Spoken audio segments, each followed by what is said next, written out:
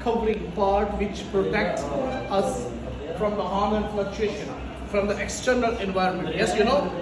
After that, if you see there, we remove the sum of the part, and you see some blood vessels are there. You can see here, and the blood is going there. Yes or not?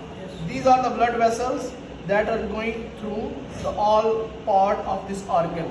And if we remove that, this part, if we remove the skin, you can clearly observe the blood vessels.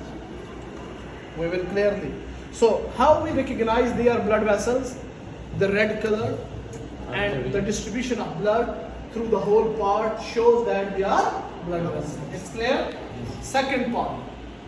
If we see this one and if we observe this, look here, it has the bone and the mass. Yes? Yes.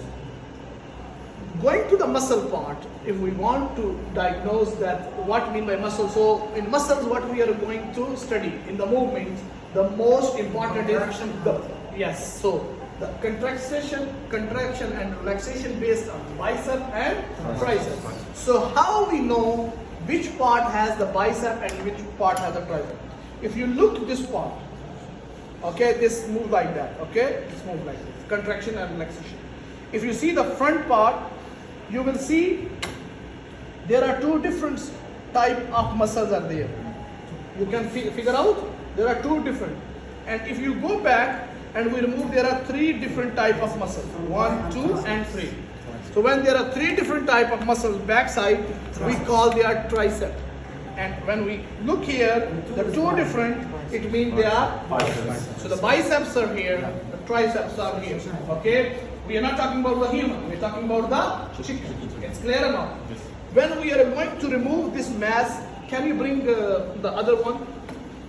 Yeah. The other part. Yes.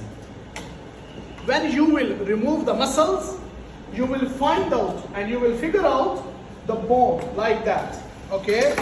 And you will see that when we will remove the muscles, okay, so we will have a compact bone, a hard one, and the corner, and you will see it's the white and the soft bone, which we call cartilage.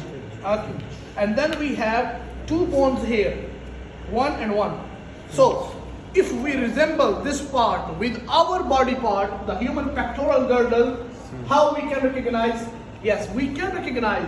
That's why we are studying the human, because we know the part. So we have this part which called humerus. Yes or not? Here we have the strong compact bone. This is the humerus. This is the humerus. It's clear? Yes. Then we have here two bones. One this one and the other one is this one. Two bones which we call radius and thank you very much. But how we know that which is the radius and which one is the ulna? Keep in mind, every time out of two bones, the thicker one is what? Ulna. And the thinner one is called what? The radius. So here we have the thinner one which is called radius and the thicker one which is called ulna. The third part we are going to diagnose, which is that ligament and tendon. Ligament and tendon means that they are the very important in the muscles and the bone. They are the connectors. They allow us to move and they allow the cooperation between the muscle and bone. Am I right? Okay. So how to figure out that which one is the tendon? Anyone who can tell me what is the definition of tendon? Connects the muscle to the bone. Thank you very much. That connects muscle to the bone. So here if we see, these are the muscles and the bone, so this part is called tendon. But if we figure out that completely two different muscles, here, so this part is called what?